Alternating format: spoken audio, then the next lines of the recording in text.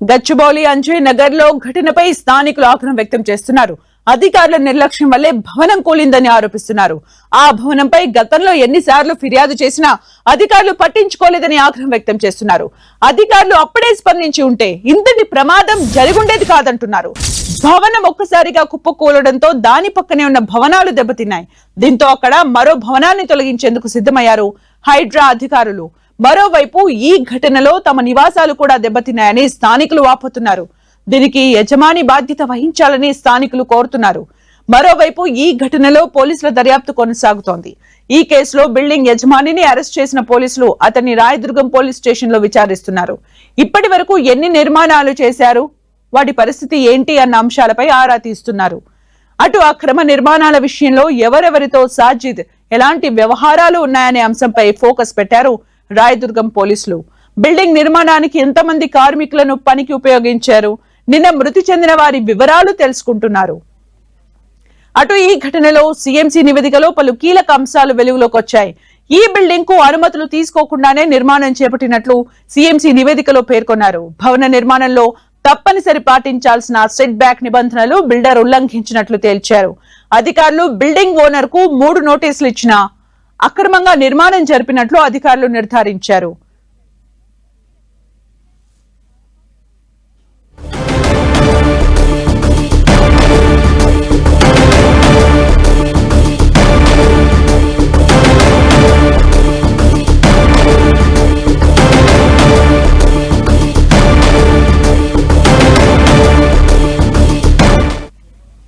ఈ ప్రమాదానికి అధికారుల నిర్లక్ష్యమే కారణమంటున్న స్థానికులతో మా ప్రతినిధి రాముడు ఫేస్ టు ఫేస్.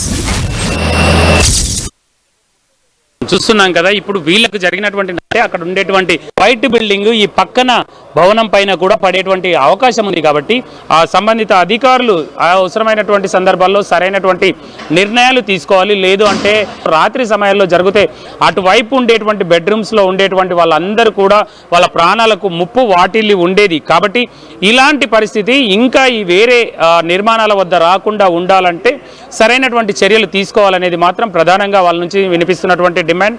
అంటే ఎలాంటి నియంత్రణ లేకుండా కేవలం 40-50 గజాల్లో ఇష్టం వచ్చినట్టుగా అంతస్తుల మీద అంతస్తులు నిర్మాణం చేస్తూ వాటిని రెంట్కి ఇస్తూ ఆ రెంట్లను అంటే ఆ లాభార్జనే లక్ష్యంగా కొంతమంది చేస్తున్నటువంటి చర్యల కారణంగా మిగతా పబ్లిక్ ప్రాణాలు కోల్పోవాల్సినటువంటి పరిస్థితి వస్తుంది. ఇలాంటి అంశాలపైన సిఎంసికి సంబంధించినటువంటి మున్సిపల్ టౌన్ ప్లానింగ్ అధికారులు ఫోకస్ చేయాలి. కానీ ఆ విధమైనటువంటి పరిస్థితులు లేని కారణంగా కొంత ఇబ్బందికర పరిస్థితులు అయితే వచ్చాయి. ఈ గతంలో కూడా దీనికి సంబంధించి కొంత ఇబ్బందులు ఎదుర్కొన్నామని స్థానికులు చెప్తున్నారు. ఈ అంశానికి సంబంధించి స్థానికులు ఉన్నారు, మనతో మాట్లాడదాం. సార్, మీరు ఈ నిర్మాణం గతంలో మీ కంపౌండ్ వాల్ కూడా కూల్చింది, అక్కడ కూలిపోయింది అనేసి తెలుస్తుంది. ఏంటి సార్ దీనికి సంబంధించి? ఇంతకుముందు ఇది పక్కన బిల్డింగ్స్ కట్టేటప్పుడు కూడా మేము కంప్లైంట్ చేసామండి. టౌన్ ప్లానింగ్ వాళ్ళకి ఈ జిహెచ్ఎంసీ కంప్లైంట్ చేసాం అఫీషియల్గా. చేసినప్పుడు వాళ్ళు విల్ టేక్ యాక్షన్ అన్నారు, కానీ 20 రోజులు ఆపేవారు కన్స్ట్రక్షన్.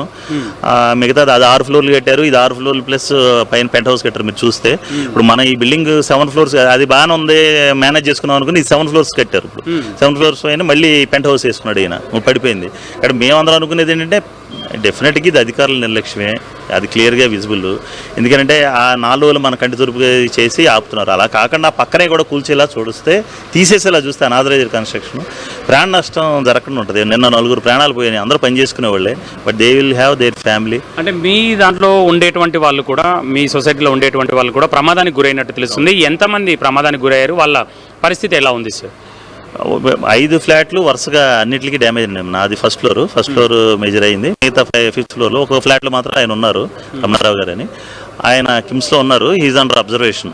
మనం ప్రాణహాని లేదనేది అనుకుంటున్నాం సార్. పైనుంచి అంటే మీ దాని పైన వచ్చి కొన్ని స్లాబ్లు అవన్నీ పడిపోయి ఉన్నాయి. దాని పరిస్థితిలో ఈ అధికారులు ఏం చెప్తున్నారు? ఇంజనీరింగ్ వాళ్ళు కానీ టౌన్ ప్లానింగ్ కానీ మీ స్ట్రక్చర్ విషయంలో ఏ విధంగా ఉంది అనేది చెప్తున్నారు? మా స్ట్రక్చర్ అసెస్ చేయడానికి ఏంటంటే ఇప్పుడు ఉన్న డెబ్రిస్ తీసాక స్ట్రక్చరల్ అసెస్మెంట్ చేస్తానంటున్నారు. మేము కూడా అదే రిక్వెస్ట్ చేసాను నేను కమిషనర్ గారికిను. అది చేశాక మేము అందులోకి వెళ్ళి అసలు దానికి ఉన్న డ్యామేజ్ ఏంటంటే మేము అసెస్ చేయగలుగుతాము. సోఫార్ అనుకునేది ఏంటంటే మా బిల్డింగ్ చాలా స్ట్రాంగ్ ఉంటుంది actually, with proper set backs ఉంటుంది. ఉండబట్టే మేము వెనకాల సెట్ బ్యాక్ ఉండబట్టే మేము సేవ్ అయ్యాం. బేసిక్గా ఆ స్ట్రక్చర్ అంతా మేజర్గా అక్కడ పడింది, మిగతా పాటు మా బెడ్రూమ్స్లోకి వచ్చింది. మేము బెడ్రూమ్లో లేం కాబట్టి వాళ్ళు మీతో మాట్లాడగలుగుతున్నాం.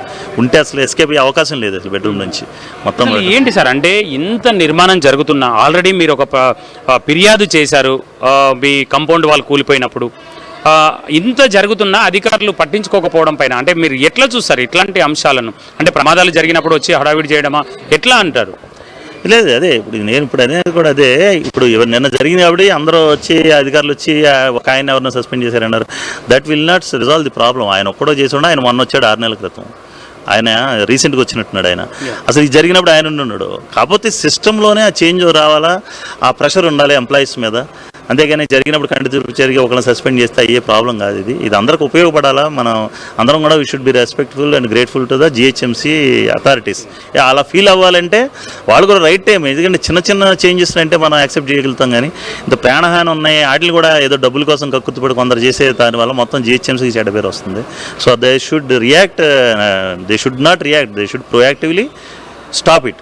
అన్ని అంశాలపైన జిహెచ్ఎంసీ సిఎంసీకి సంబంధించినటువంటి అధికారులు, హైడ్రాకి సంబంధించినటువంటి అధికారులు అయితే క్షేత్రస్థాయిలో పరిశీలించి ఏవేవి అక్రమ నిర్మాణాలు ఉన్నాయి, వాటి స్ట్రక్చరల్ స్టెబిలిటీ ఏంటి, వాటి వల్ల ప్రమాదం జరిగితే ఇతరులకు ఏ విధమైనటువంటి ముప్పు ఉంటుంది, ఈ అన్ని అంశాలను అయితే స్టడీ చేసేటువంటి పరిస్థితులు అయితే మనకు కనబడుతున్నాయి. అవి పూర్తి రిపోర్ట్ వచ్చిన తర్వాత వాటిపైన చర్యలు తీసుకునేటువంటి అవకాశం కనబడుతుంది.